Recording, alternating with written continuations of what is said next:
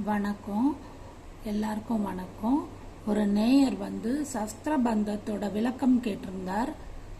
நானும் கூகுளில் தேடி கண்டுபிடிச்சதுல எனக்கு இந்த 2-3 இடத்துல தேடினேன். இந்த பொருள் தான் கிடைச்சது. வால வேதாந்த பாவா சம்போகத்தன் பாமாலை பூனை மதிர மால் வளர் தே சாலவ மாபா சம்போக மதி தே சார் மாபோதம் பாபா தந்தா வேலவா. என்ன அர்த்தம்னு கேட்டிங்கன்னா, தூயவனே, வேதவிலாச கடவுளே, பேரின்பம் எனும் அனுபவத்திற்கு நாயகனே, மாலைகளை அணியும் செம்பொன் என திகழ்பவனே, வன்மை சான்ற திருமாலுக்கும் வல்லவர்களுக்கும் கடவுளானவனே, எண்ணகத்தே மிகுந்துள்ள பயனின்மையும் பெரிய ஆணவாதி பந்தங்களும் ஒழிய ஞானமும் புகழும் உள்ள பரமான்மாவை வந்தருள்க, திருவடி செல்வத்தை தந்துருள்க என்பதாகும். என்னங்க நம்ம கடவுள்கிட்ட கேட்க போகிறோம்? உன்னுடைய அருள் வேணும். இந்த உலகத்தில் வாழறதுக்கு கொஞ்சமாக நம்மளுக்கு காசு தேவை. அந்த காசு பொருள் செல்வமும் தேவை, அதே மாதிரி கடவுளுடைய அருள் செல்வமும் தேவை. இதுதானே கேட்க போகிறோம். அதுதான் இருக்குது இதில். சுருங்க சொன்னால் அதுதான், பொருள் செல்வம் அருள் செல்வம் ரெண்டும் வேணும். அதாவது இந்த வேல் வரைஞ்சு நம்ம எதுக்கு சாமி கும்பிடுறோம் அப்படின்னு சில பேர் வேல் வச்சு கூட சாமி கும்பிடுவாங்க. எதுக்கு இந்த சித்திரக்கவி வேல் வரைஞ்சு, அதே மாதிரி மயூர பந்தமும் இருக்கு. மயில் மாதிரி வரைஞ்சு, மயிலை வரைஞ்சு அதுல செய்யுள் சொல்றது. அதாவது நம்ம இந்த குழந்தைகளுடைய புத்தகத்தை பார்த்துருப்போம். எல்கேஜி, யூகேஜி, 1ஆம் கிளாஸ் 2ஆம் கிளாஸ் குழந்தைங்களுடைய புத்தகத்தை பாருங்களேன்.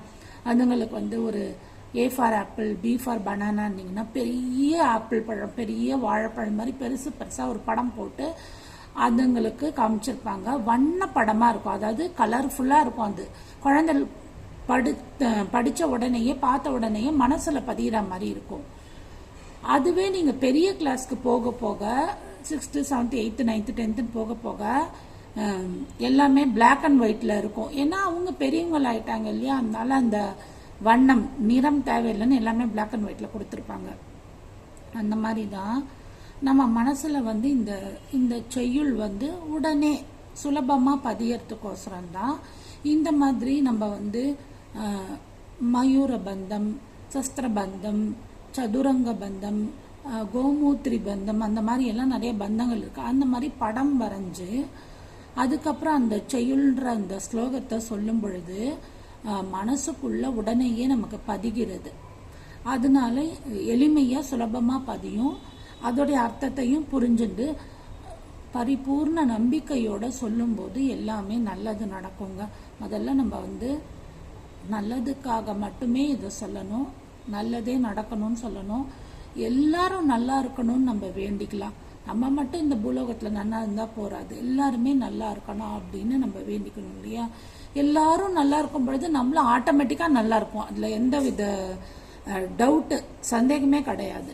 அதனால இந்த மாதிரி படம் வரைஞ்சு ஸ்லோகங்களை சொல்லும் பொழுது மனசுக்குள்ள எளிமையா பதியும், சீக்கிரமா அருள் கிடைக்கிறதுக்கும் ஒரு வாய்ப்பு இருக்கு. முழு மனதோட பரிபூர்ண நம்பிக்கையோட இந்த ஸ்லோகத்தை சொல்லி நம்ம எல்லாருமே பயன் பெறுவோம். நான் இதை வீடியோவா போட்டிருக்கேன். நான் ஷார்ட்ஸாகவும் போடுறதுக்கு முயற்சி பண்றேன். நீங்களும் போய் கூகுளில் போய் தேடி பாருங்க, உங்களுக்கும் எல்லாமே கிடைக்கும். முருகனோட அருள் எல்லாருக்கும் கிடைக்கட்டும். எனக்கு தெரிஞ்சு இந்த அர்த்தம் தான் எனக்கு கிடைச்சது. கேட்டவருக்கு என்னால் முடிஞ்ச அளவுக்கு ஒரு விளக்கம் கொடுத்துருக்கேன். மற்றபடி எல்லாம் முருகன் செயல். வெற்றிவேல் முருகனுக்கு அரோஹரா, வீரவேல் முருகனுக்கு அரோஹரா, ஞானவேல் முருகனுக்கு அரோஹரா, சுப்பிரமணிய சுவாமிக்கு ஜெய்.